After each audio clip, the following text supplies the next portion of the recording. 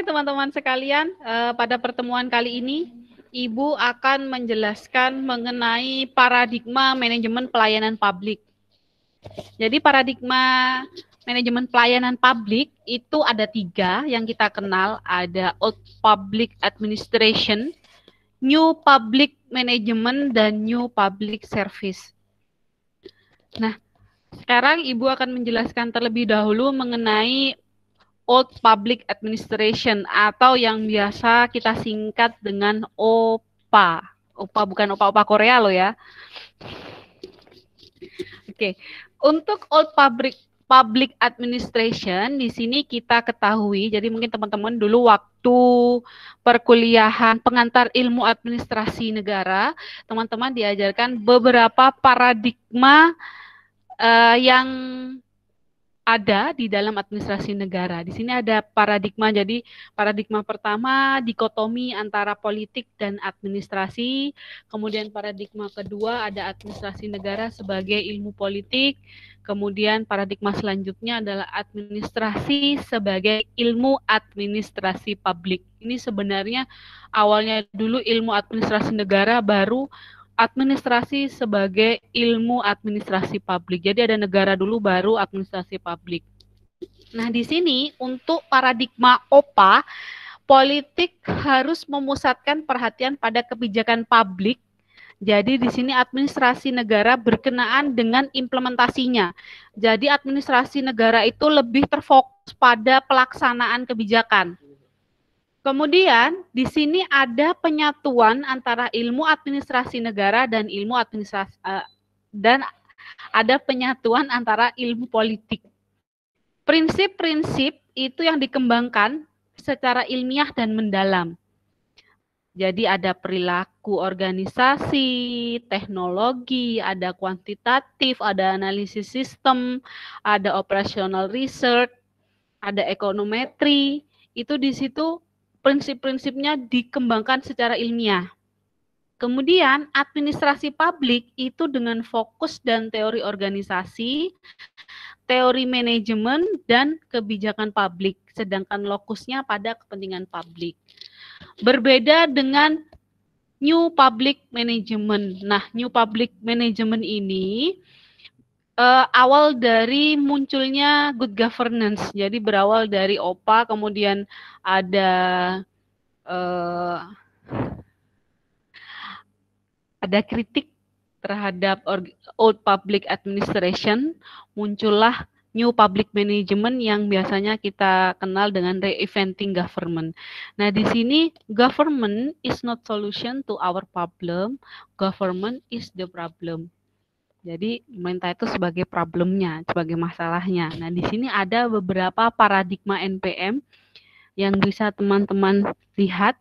Nah, ada 10 hal. Jadi seperti Catholic government, kemudian community owned, competitive government, kemudian mission driven, not ruler driven. Berarti di sini digerakkan oleh misi, tidak digerakkan oleh peraturan. Kemudian lebih pada berorientasi kepada pelanggan, orientasi pada hasil, ya kan? Kewirausahaan,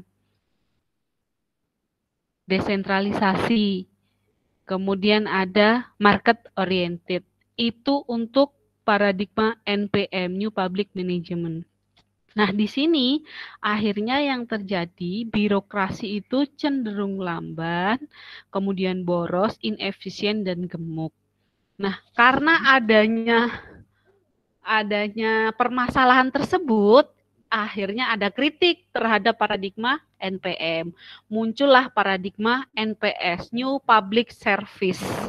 Di sini semuanya berpusat pada pelayanan. Jadi ini ada save rather than stealing, seek the public interest, value citizen, lebih pada masyarakat, lebih berpikir strategi dan demokrasi. Kemudian pelayanan lebih kepada customer. Nah, di sini kita beralih dari OPA kemudian jadi NPM dan NPS. Nah, di sini nih nanti teman-teman bisa baca. Nanti kita lebih pada lihat hasil nyatanya.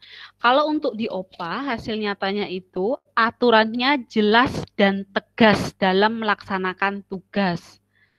Perilakunya impersonal dan saklek. Jadi sifatnya saklek karena pas sesuai dengan aturan. Ini biasanya terjadi pada birokrasi. Kemudian hubungan kekeluargaan dan kelompok sosial tidak mendapat tempat.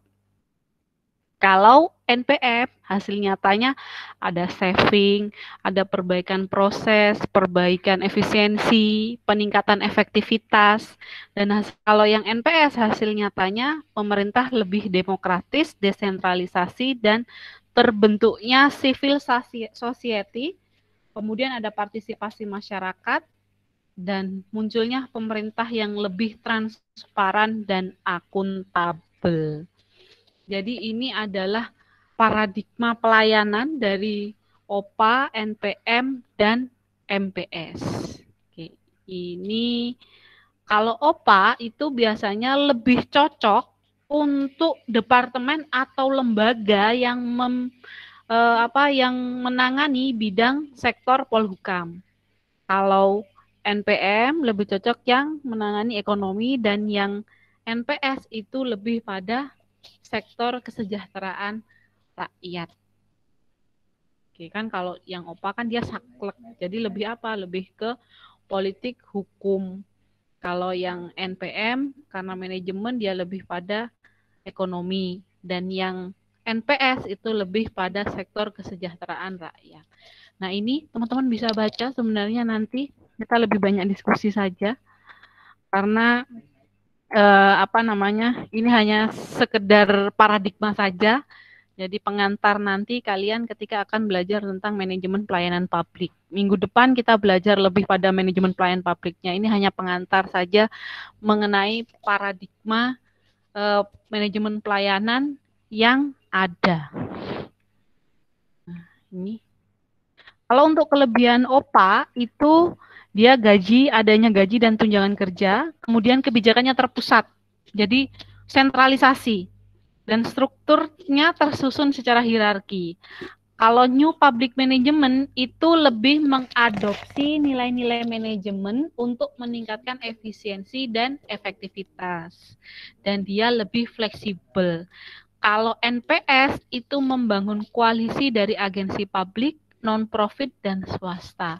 Menguntungkan kepentingan masyarakat atau publik berlandaskan demokrasi. Itu untuk kelebihannya. Dan untuk kelemahannya ini teman-teman juga bisa baca. Nah, sekarang kita diskusi saja.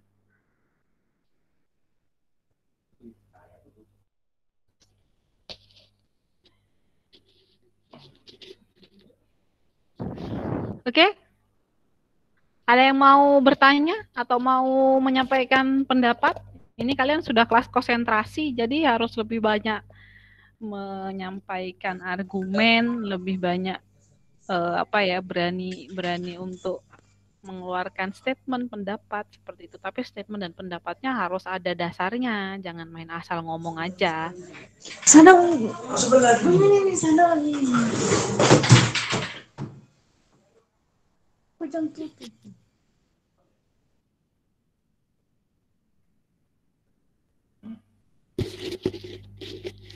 Oke, silakan.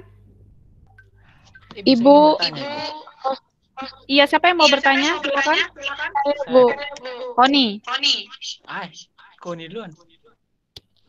Oke, tadi Bu saya baca. Bentar Bu, maaf Bu sebelumnya.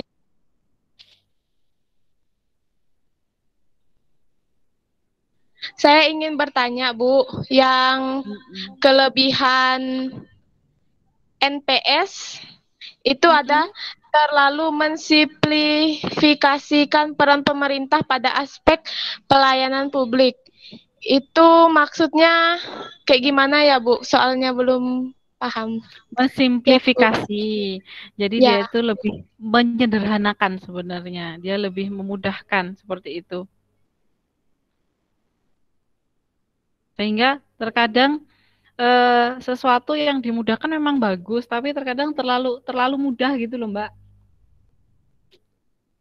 Sehingga Kan kalau sebenarnya yang baik itu aturan tetap ada, tetap dijalankan, tapi tidak menyusahkan. Nah, ini lebih memudahkan, memudahkannya terlalu memudahkan gitu loh. Karena memang kan kalau yang NPS itu kan dia lebih ke pelayanan. Jadi gimana masyarakat itu lebih terlayani dengan baik. Jadi dimudahkan, segala sesuatunya dimudahkan. Iya, kalau masyarakatnya bisa diatur ya. Dia punya etika misalkan. Kalau enggak, seperti itu, Mbak. Baik, Bu. Terima kasih, Bu. Udah paham. Oke, makasih Mbak Koni. Mas Kevin, Oke, terima kasih Bu. Saya ingin bertanya di bagian kelemahan OPA, NPM, dan NPS.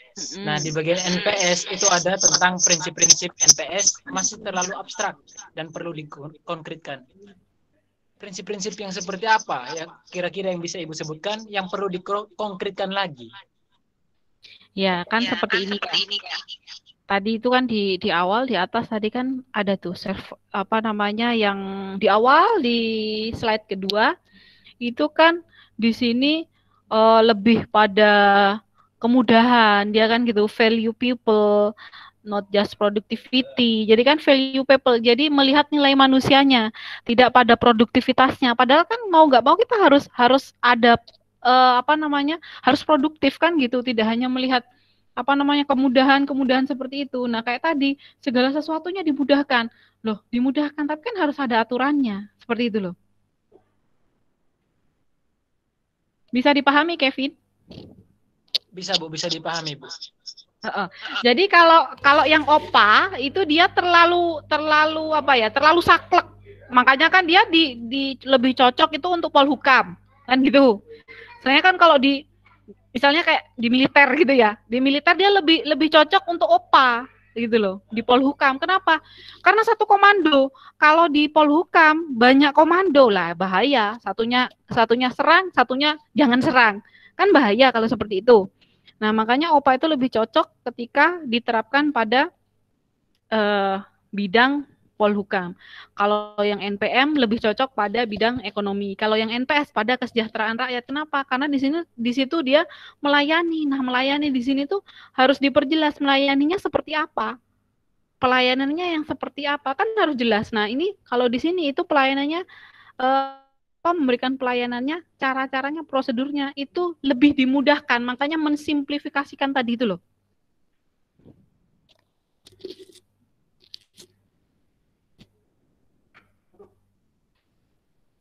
Berbicara soal pelayanan, saya rasa pelayanan yang di bagian NPS ini, khususnya di kelebihannya, mengutamakan kepentingan masyarakat, saya rasa itu baru nampak ketika ada pandemi ini. Sedangkan pada sebelum-sebelumnya, itu tidak nampak sekali. Karena apa? Pemerintah melayani pemerintahnya sendiri, untuk masyarakatnya di nomor 2 kan. Nah, karena memang kecenderungan kita itu lebih pada OPA. Mau nggak mau itu kita lebih pada OPA. Birokrasi kita itu birokrasi Weberian. Apa?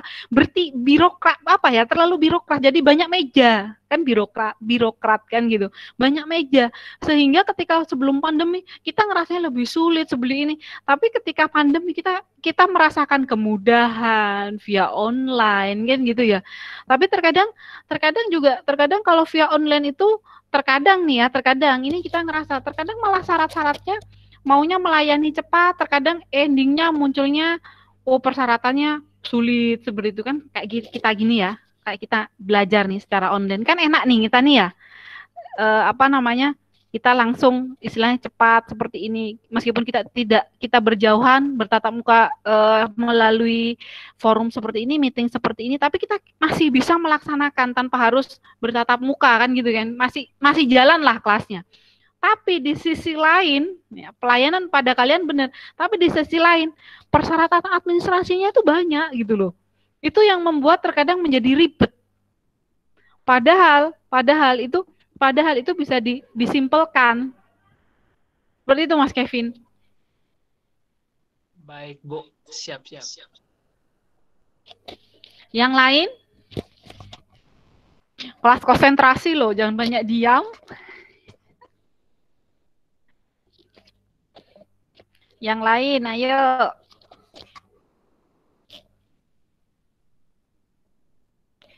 Ini tuh kita nanti kalau bisa teman-teman cari undang-undang tentang pelayanan publik. Nanti kita akan belajar, jadi banyak sekali kita akan ambil materi di undang-undang pelayanan publik. Nah, anehnya kita ini undang-undang pelayanan publik kita itu jadul banget 2009.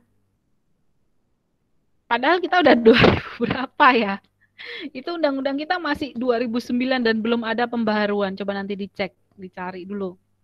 Iya, nomor 25 tahun 2009. Iya, 25 tahun 2009. Betul. Itu belum ada perubahan sampai sekarang. Padahal seharusnya kan aturan yang lain-lain itu cepat ya berubahnya. Harusnya undang-undang pelayanan publik sebagai payung dari peraturan yang lain itu harusnya juga berubah. Apalagi sekarang di era pandemi seperti ini, itu harusnya ada perubahan. Ya kan, harus mematuhi protokol kesehatan misalkan, kan harus berubah, tapi enggak tahu ini kenapa. Undang-undang ini kan yang bikin dewan. Mungkin enggak ini ya, mungkin kurang apa ya namanya ya, kurang, mungkin kalau dibahas pun juga kurang viral, mungkin kayak gitu. Beda kan dengan kalau undang-undang tenaga kerja kan gitu, itu kan lebih apa ya, kalau dilihat itu lebih cepat viralnya gitu kan, mungkin loh ya, kok nggak tahu kenapa, padahal pelayanan itu yang lebih menyentuh kepada masyarakat, tapi malah ini nggak sama sekali tidak tersentuh untuk dibahas. Entah ini gimana ini anggota dewan kita ini.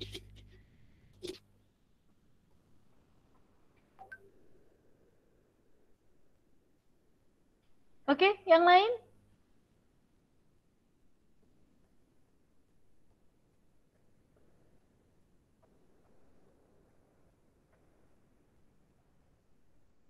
Lasmi, mau tanya?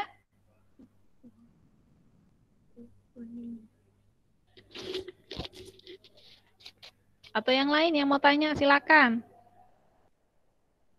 Ini paradigma ini kalau enggak salah diajarkan di mata kuliah manajemen publik.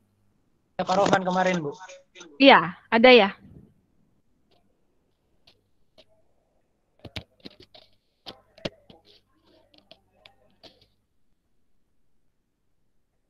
Oke, ada pertanyaan lagi? Nggak ada? Kan harusnya kalau kemarin, semester kemarin ya, semisal sudah dibahas oleh Pak Rohman, kan ini tinggal mereview aja. Ingat-ingat, kira-kira kemarin ada pertanyaan apa, boleh ditanyakan, belum sempat tanya ke Pak Rohman, ditanyakan ke sini juga nggak apa-apa.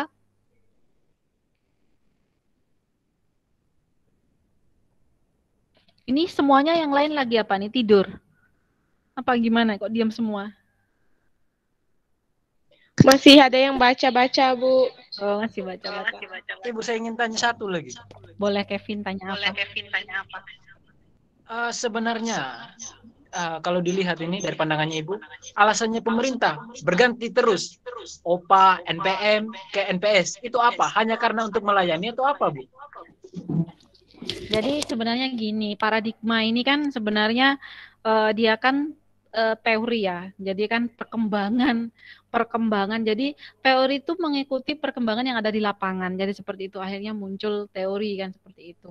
Nah, kenapa kok berubah terus? Sebenarnya pemerintah itu merubah paradigma begini. Itu ya sebenarnya mengikuti kondisi yang ada sekarang gitu loh. Jadi kalau dulu misalkan ya di zaman Orde Baru itu lebih cenderungnya pada OPA, kenapa sentralisasi kan gitu ya. Semuanya ini, tapi kan dengan berjalannya waktu, oh ternyata sentralisasi itu ternyata tidak baik. Kita butuh pemerataan ekonomi, kita butuh oh ternyata kita butuh misalkan pembangunan itu harus merata, memberikan pelayanan yang baik, bebas dari KKN, kan seperti itu. Nah, dengan adanya fenomena seperti itu, ternyata kan OPA itu tadi kan lebih kaku, kemudian lebih terstruktur, lebih menyulitkan. Nah, adanya tuntutan dari masyarakat untuk apa? Adanya kritik. Lu jangan seperti itu, birokrat harus berubah. Bagaimana? Ya akhirnya berubah dari OPA bergeser menjadi NPM, lebih pada ekonomi. Yang difokuskan adalah ekonomi. Nah, ini munculnya good governance itu. pemerintahan yang baik. Nanti bergeser, oh ternyata nggak hanya ekonomi saja yang harus difokuskan, ternyata harus ada pelayanan, harus ada kesejahteraan masyarakat. Kalau ekonomi kan hanya berpusat pada kita memproduksi, seperti itu kan, produksi. Tapi kita ada produksinya tuh untuk apa, gitu kan? Nah, akhirnya bergeser lagi. Oh, ternyata tidak hanya ekonomi, kita harus memberikan pelayanan juga kepada masyarakat supaya apa? Masyarakat lebih sejahtera. Seperti itu. Jadi akhirnya berganti lagi. Jadi kenapa kok berganti? Ya itu mengikuti perkembangan zaman. Seperti itu. Seperti kita. Kalau dulu misalkan presensinya tanda tangan, sekarang pakai siap NG kan gitu. Mau mau registrasi udah bisa pakai online, perlu datang ke kampus, dari kampung aja udah bisa, yang penting sinyalnya kuat kan gitu. Seperti itu Mas Kevin. Saya mau bertanya. Untuk sekarang paradigma itu menggunakan OPA, NPM atau NPS, Bu? Kenapa diulang? Untuk sekarang itu Indonesia menggunakan paradigma NPM, OPA atau NPS, Bu? Ini kok kayak suaranya bukan suaranya Koni ya? Ya, Bu, soalnya tuh HP saya macet, Bu. Oh. Ini kita satu. Kalau paradigma, jadi kalau paradigma itu sebenarnya kita ada di NPS sebenarnya ya, New Public Service. Kita bisa lihat di situ pelayanan lebih pada pelayanan kehadap masyarakat, kemudian lebih desentralisasi, lebih demokrasi. Tetapi tidak bisa dipungkiri karena ada perjalanan tadi akhirnya itu terpetakan yang menggunakan paradigma OPA itu lebih pada sektor polhukam. Kalau yang NPM lebih pada sektor ekonomi. Tapi sebenarnya kalau untuk pelayanan lebih pada NPS. Jadi kita itu kalau kita perhatikan kita itu masih belum bisa move on dari paradigma OPA dan paradigma NPM. Seperti itu. Ibu, saya ada temukan sesuatu di bagian paradigma ini. Di bagian paradigma, slide keempat, ada poin 1 dan poin 2. Hanya cocok untuk negara maju yang sudah mapan. Nah, Indonesia ini kan negara berkembang. Kemudian lagi, cocok untuk negara federal. Indonesia juga sudah bukan negara federal. Tapi kenapa pakai NPS? Lah, namanya juga kan melihat perkembangan ya. Lihat perkembangan kondisi. Memang kalau Indonesia itu mau dibilang maju, dia yang nggak maju-maju, mau tinggal landas, bukannya tinggal landas, ya tinggal di landasan akhirnya. Jadi memang apa ya, jadi sebenarnya paradigma yang ada di dunia ini itu sudah lebih pada NPS, gitu loh, sudah lebih ke NPS. Akhirnya kan negara yang lain itu mengikuti, gitu loh, negara yang lain mengikuti. Jadi istilahnya sebenarnya teori kita itu ada, istilahnya ada pembawanya, gitu loh. Kayak good governance itu yang membawa kan, teori good governance itu yang membawa kan World Bank. Kan mau nggak mau akhirnya semua negara ya harus good governance kan gitu. Walaupun terkadang nggak mampu. Paling yang mampu ya negara maju. Negara maju siapa? Amerika, ya toh, Cina. Ya tetap itu aja gitu kan, Jepang. Jadi akhirnya kita ya ngikutnya ndak sepenuh hati.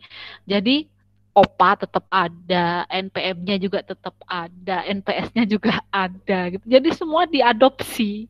Seperti itu yang terjadi di kita. Seperti itu Mas Kevin.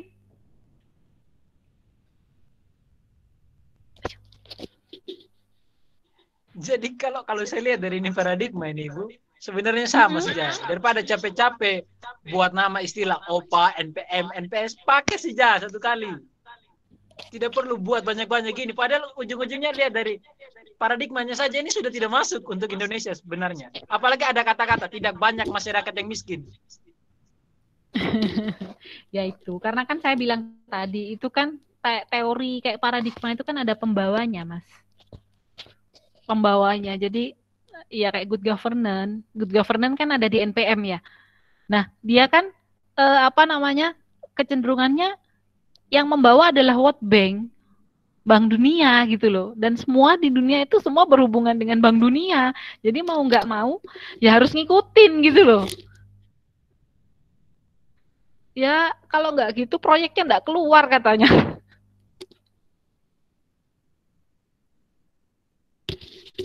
Ya nggak bisa dipungkiri memang keadaannya seperti itu gitu loh. Jadi akhirnya ya separuh-separuh kalau di kita. Kalau mau jadi satu, lah itu memang paradigmanya begitu, kita kan hanya ngikutin aja.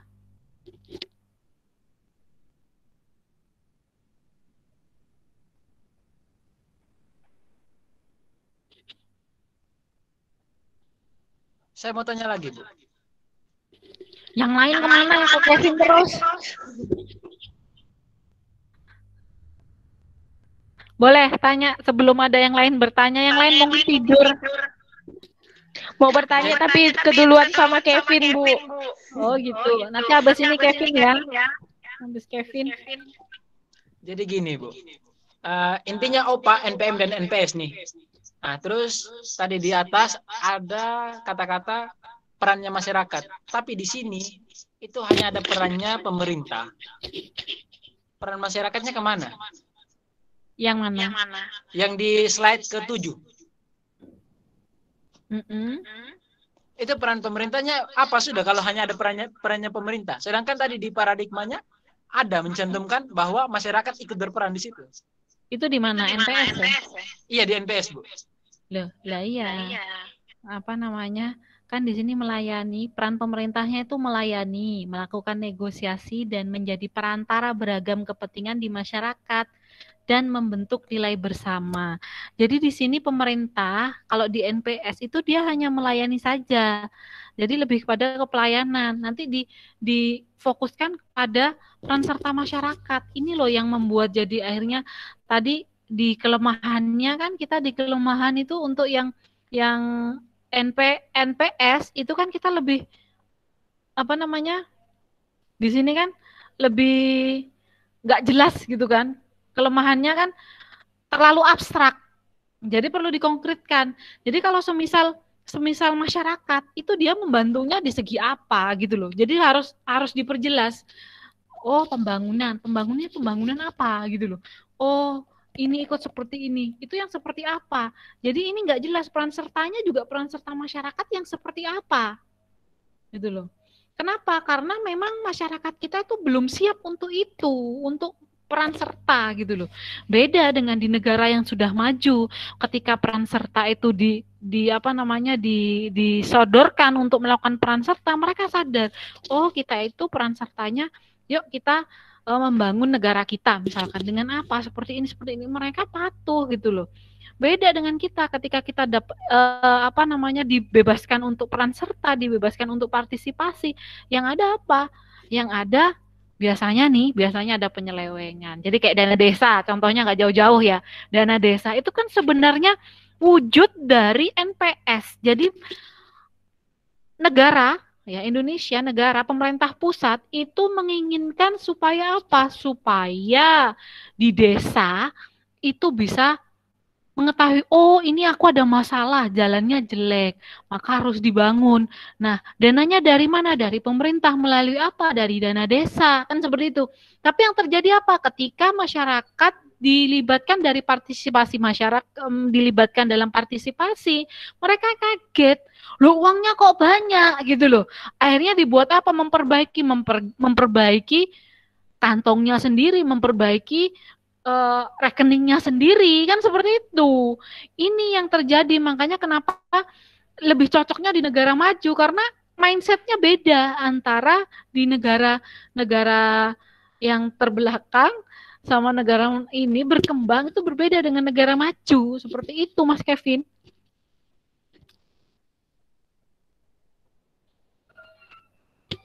Oke. Kevin stop dulu. Bu, mau bertanya, Bu. Saya privat aja. Oke, siapa yang mau bertanya ini dulu? Koni apa Francisca? Bebas, Bu. Kalau Francisca mau duluan, nggak apa-apa, Bu. Francisca aja, Bu. Oke, Francisca dulu. Tanya apa, Mbak? Bu, bagaimana tanggapan Ibu melihat sistem pelayanan di Indonesia yang terkesan berbelit-belit dan lambat? Sehingga masyarakat sendiri, misalnya di daerah saya, Bu, kalau mau bikin segala KTP itu, karena mereka merasa pelayanan di daerah mereka tuh tidak baik, jadi mereka tuh malas biasanya kalau mau datang ke pelayanan itu. Menurut Ibu sistemnya atau orang yang di dalam itu sendiri yang bermasalah? Kalau itu yang bermasalah orangnya. Kalau sistemnya sebenarnya sudah baik, peraturannya sudah baik. Cuma orangnya, oknumnya seperti itu loh.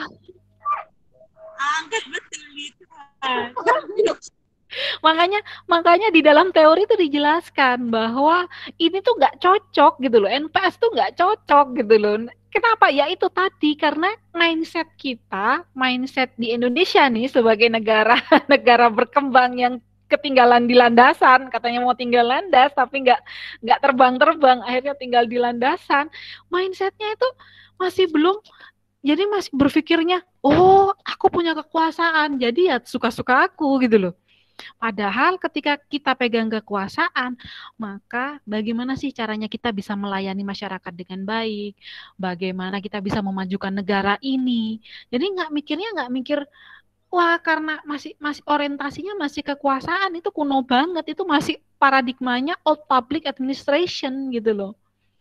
Lebih condongnya pada implementasi, kemudian kekuasaan, seperti itu. Gitu Mbak Francisca.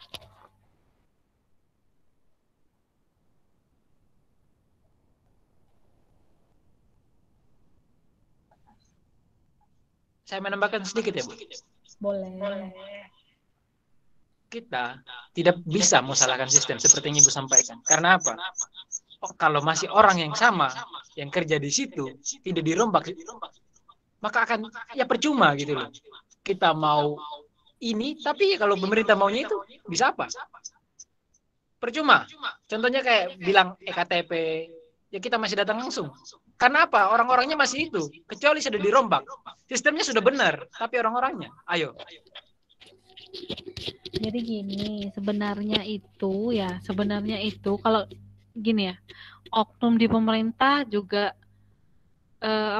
juga bersalah. Kemudian masyarakatnya juga bersalah gitu loh. Sebenarnya sama-sama salah semua. Betul, Kenapa? Karena terkadang kita udah tahu ada EKTP misalkan ya, ada yang dilakukan secara online, tapi kita nggak mau melakukannya. Kenapa? Alasannya kita gaptek, kita nggak ngerti, kita begini, kita begitu, alasan gitu loh.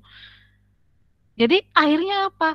Akhirnya sesuatu yang salah dibenarkan.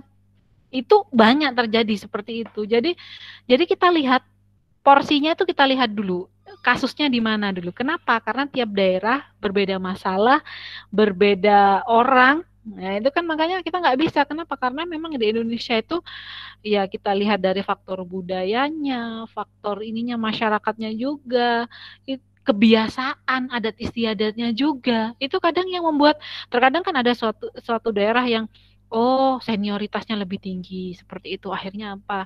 Akhirnya ya nggak bisa diperbaiki.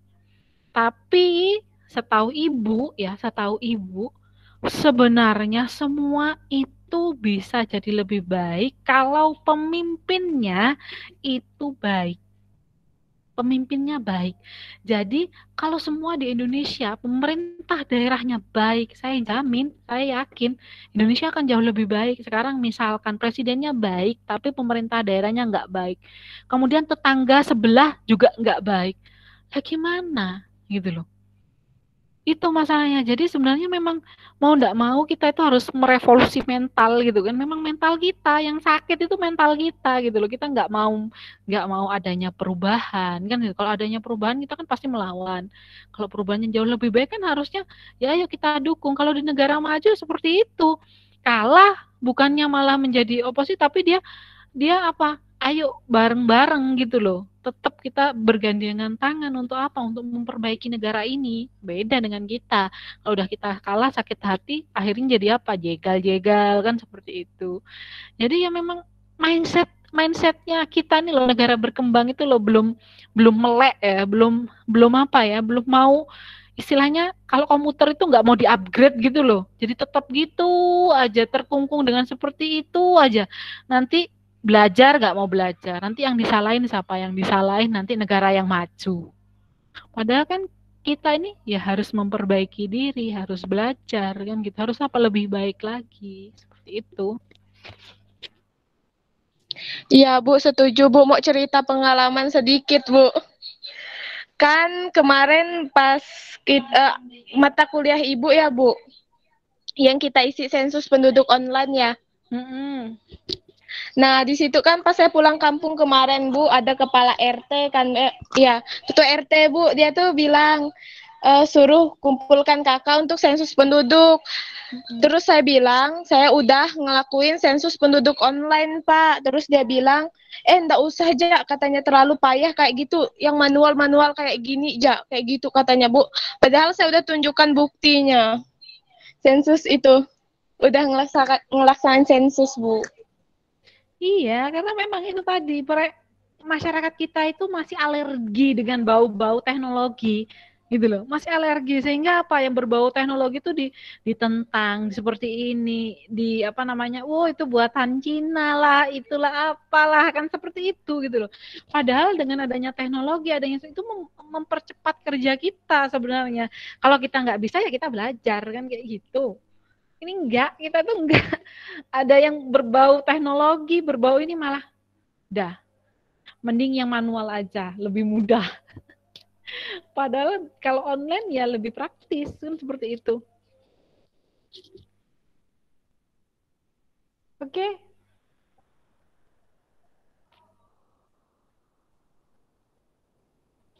Yang lain? Saya, Bu, mau bertanya. Oke, Yusta. Iya, Bu. Dalam tunggu sebentar, Bu. Dalam kelebihan di NPS, nah ini kan Bu membangun koalisi dari agensi publik non-profit dan swasta. Koalisi dari agensi publik non-profit dan swasta ini seperti bagaimana ya, Bu? Itu aja, Bu. Oke. Jadi seperti yang saya katakan tadi, kalau di negara maju, misalkan kita itu kalah, kayak gitu ya, kita tuh malah membangun koalisi, gitu loh. Jadi kita sama-sama bergandengan tangan, berkoalisi, memajukan negara. Kalau kita kan enggak, iya kan? Kalau kita enggak. Nah di sini NPS di sini membangun koalisi dari agensi publik, non-profit dan swasta. Jadi antara publik dan swasta itu bergandengan, saling bersatu gitu loh. Kalau kita kan terkadang yang swasta ini akhirnya yang pabrik menguasai kan seperti itu. Kalau di luar negeri enggak, pabrik dan swasta itu bergabung sama-sama, berjalan bersamaan, mana yang enggak baik diperbaiki, mana yang seperti ini. Dan ini loh yang enggak kita punya.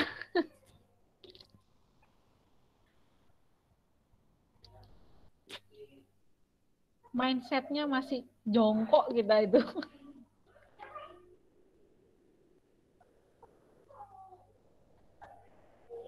Oke, gitu Mbak Yusta. Iya, Bu.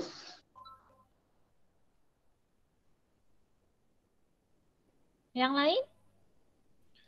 Saya lagi, Bu. Siapa? Lasmi. Lasmi, HP-nya, Bu. Gimana cara peran pemerintah untuk menangani masyarakat yang alergi terhadap teknologi, Bu? Sebenarnya Bisa berkata hubungan gitu. Terima kasih. Iya. Kalau pemerintah kita tuh sebenarnya udah berusaha ya, Mbak, kayak ada wifi di kelurahan kan gitu, ada sosialisasi, kemudian ada banyak sebenarnya yang sudah dilakukan. Cuma kan kembali lagi tergantung masalahnya orangnya mau belajar apa enggak gitu loh. Sekarang kan misalkan wifi sudah ada di perpustakaan, misalkan udah ini ada ya di setiap kelurahan. Sekarang tiap kelurahan kan udah ada tuh wifi gitu. Tapi kalau nggak kita pergunakan, kita nggak mau belajar, percuma gitu loh. Apa namanya, yang dilakukan masyarakat itu sudah, yang dilakukan oleh pemerintah itu sudah banyak seperti itu. Balik lagi ya, tergantung masyarakatnya juga.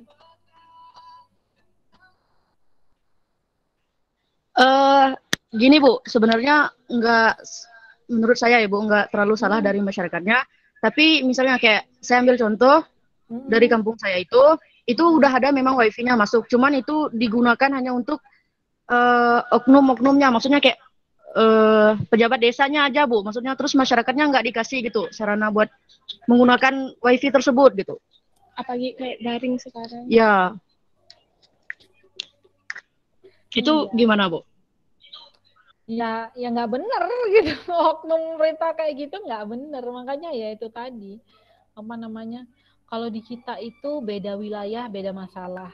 Seperti itu, beda wilayah, beda masalah. Terkadang kita mau bilang, misalkan kayak di Pulau Jawa. Kalau di Pulau Jawa ya kembali lagi tergantung pada masyarakatnya harus seperti apa. Kalau di Kalimantan, di Nusa Tenggara mungkin ya, saya sering banyak nih dengar cerita dari alumni-alumni itu biasanya lebih orang-orang tuh lebih pada apa namanya, lebih, jadi kalau sudah punya kekuasaan, sudah ada di misalkan perangkat desa atau perangkat kelurahan, itu biasanya lebih apa namanya, lebih apa ya, semena-mena lah istilahnya seperti itu. Itu banyak. Kenapa? Karena mereka salah dalam memahami yang disebut dengan otonomi daerah. Otonomi daerah itu kan mengatur dan mengurus urusannya sendiri sesuai dengan keperluan, kebutuhan kan gitu. Tapi yang ada apa dampaknya? Yang ada dampaknya adalah munculnya raja-raja di daerah ya, apa ya, semena-mena itu tadi gitu loh.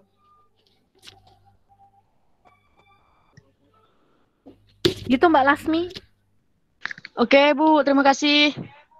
Ya, sama-sama.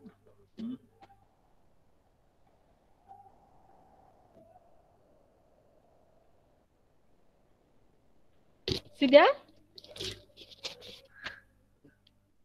Saya Bu. Tuh, ada lagi yang mau bertanya? Boleh. Satu Bagus, kali lagi ya. bagus.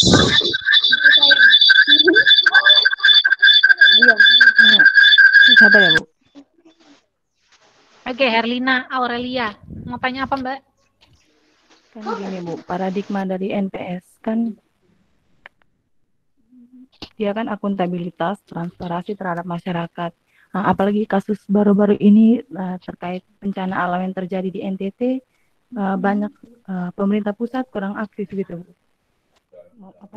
memberikan bantuan, kurang aktif dalam ya gimana ya Bu? Misalnya kejadian bencana ini kan sudah terjadi hampir mau 2 hari lebih, tapi kok terkesan pemerintah pusat hanya diam saja. Nah, lalu yang bikin sampai kayak terkesannya mereka hanya menganaktirikan anak-anak NTT, kayaknya mereka hanya cuma tahu satu wilayah gitu yang terkena dampak bencana, padahal posisinya hampir seluruh NTT itu terkena dampak bencana. Bagaimana sih menurut Ibu terhadap peran pemerintah dalam mereka menerapkan NPS ini? Terima kasih Bu. Gini Mbak, kalau pemerintah pusat itu sebenarnya kalau kamu mungkin memperhatikan, pemerintah pusat itu sebenarnya sudah tidak menganaktirikan daerah manapun gitu loh. Pemerintah pusat yang sekarang tidak menganaktirikan daerah manapun, semua dibangun, semua diperhatikan gitu loh. Cuma sekarang pertanyaannya, mampu nggak pemerintah daerah itu bisa ya kan sekarang banyak ya pemerintah pusat udah ngelontorin dana, tapi endingnya oknumnya di bawah disunat-sunat, dipotong-potong seperti itu.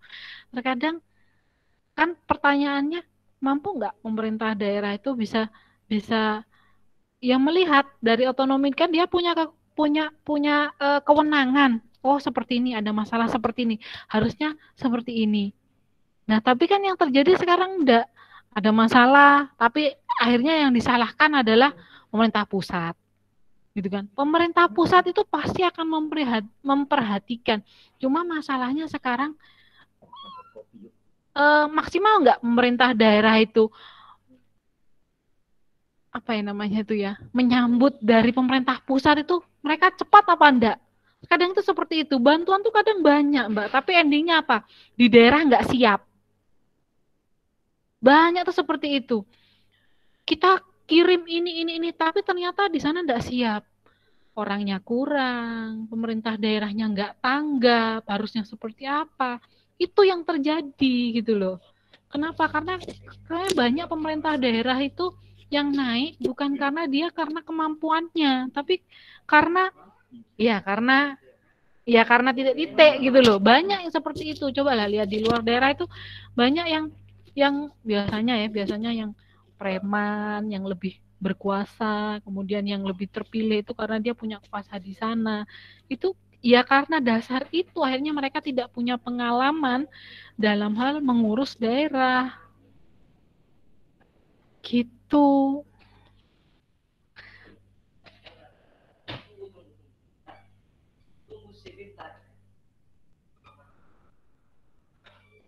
Oke. Mbaknya kemana itu tadi? Oke Bu, kan gini Bu, dari pihak kayak Badan Penanggulangan Bencana Daerahnya kan sudah kayak 100% lah untuk ini membantu masyarakat di NTT. Tapi terkesannya bukan menyalahkan pemerintah pusat juga Bu, tapi mereka tidak terlalu kayak bagaimana membantu pemerintahan daerah gitu. Sampai kamu kan nggak tahu Bu, pemerintah pusat apa ya nggak membantu kan gitu. Kan terkadang kita nggak tahu karena apa? Karena kita banyak membaca berita hoax. Sekarang itu kita tuh lebih banyak terpapar seperti itu. Kayak contoh vaksin. Ya toh, vaksin itu nanti kalau divaksin itu nanti kita panas, kita mati lah, kita kejang-kejang. Itu nanti ketika vaksin COVID namanya suntiknya itu nggak bisa lepas lah kayak gini. Kita tuh terlalu banyak terpapar berita hoax gitu loh. Jadi terkadang memang kita berkomentar sesuatu yang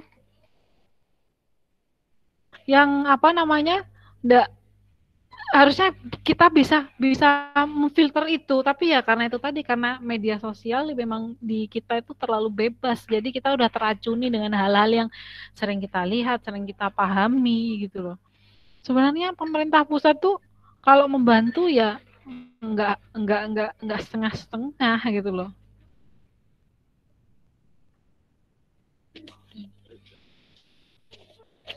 Gitu Mbak. Ya itu mungkin pendapatmu seperti itu ya, semoga gitu loh. Saya sih dalam artian karena memang terkadang sesuatu itu lebih banyak ditakut-takutinnya dengan hal-hal di media sosial. Itu yang membuat kita akhirnya tergiring opini, kita nggak bisa terbuka ya karena itu tadi media sosial kita itu terlalu bebas. Ya semoga NTT segera pulih, segera ada jalan keluarnya gitu loh, enggak seperti ini terus-terusan ya. Kita sama-sama bawa dalam doa, yang kita bisa lakukan itu.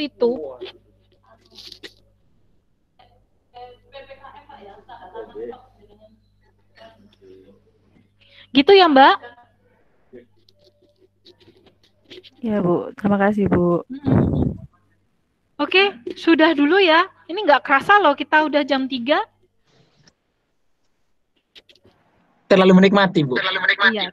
Nanti minggu depan kita diskusi lagi. Jadi materi nggak usah banyak-banyak, kita lebih banyak diskusi, kita lebih banyak ngobrol. Soalnya memang kelas konsentrasi, nggak usah banyak-banyak materi udah ada, nanti Ibu berikan. Nanti ini kenapa Koni? Bu, saya mau menambahkan.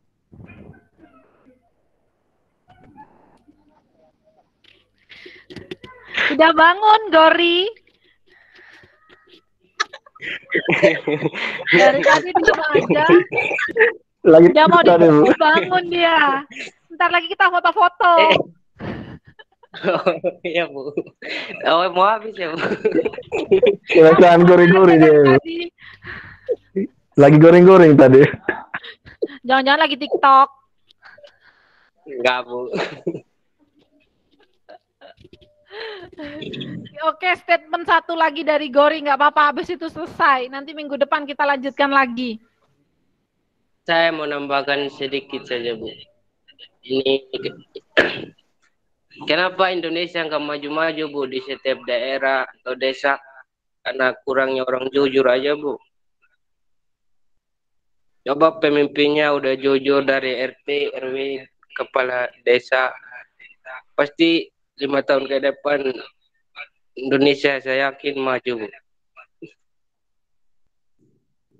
Nah, 5 tahun Itu ke aja, Bu. depan itu berarti waktunya kalian ini untuk merubah Indonesia. Nah, kalian ini harus jujur kan gitu. Soalnya apa? Kalian nanti kembali ke daerah untuk apa, memperbaiki daerah kalian. Jangan hanya di Jawa aja. Di Jawa udah banyak orang-orang pinter yang membuat Jawa jadi berkembang. Sekarang balik ke Kalimantan, kembangkan Kalimantan, balik ke Nusa Tenggara, kembangkan Nusa Tenggara, gitu. Ini waktunya kalian nanti 5 tahun ke depan nih kalian yang harus berkiprah gitu. Kalau ibu kan sudah tua nih. Gitu ya. Ya, Bu. Oke. Saya rasa gitu aja. Nggak kerasa ini kita udah jam 3 lebih malah. Di jam laptopnya ibu jam 3 lebih 5 menit ini. Oke, teman-teman silakan buka videonya, kita foto bersama.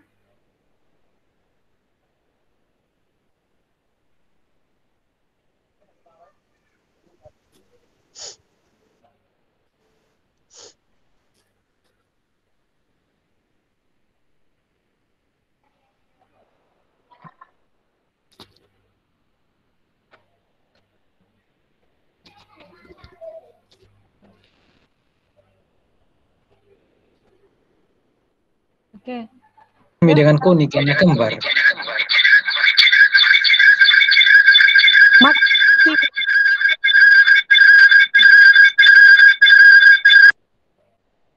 Oke, kita mulai.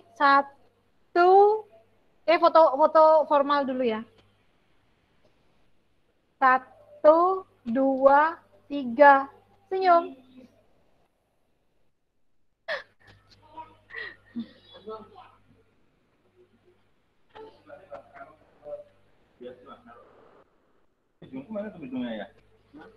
Satu lagi, bergaya. 1,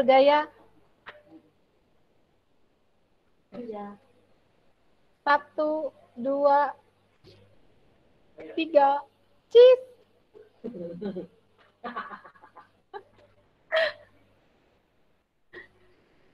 Itu ada foto yang nggak bagus loh itu tadi. Gori punya kumis terlalu bagus. Oke, udah selesai, udah kelar ininya. Kita tutup dengan doa. Semoga ilmu yang kita dapatkan pada hari ini dapat bermanfaat. Semester ke depan kita lebih semangat lagi. 1 semester ke depan kita lebih semangat lagi dan selalu dalam lindungan Tuhan. Yuk kita berdoa dulu. Menurut agama dan keyakinan masing-masing, berdoa dimulai.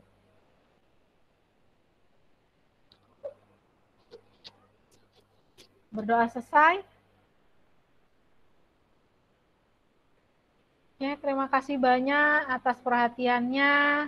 Mohon maaf jika Ibu ada salah kata atau salah perbuatan.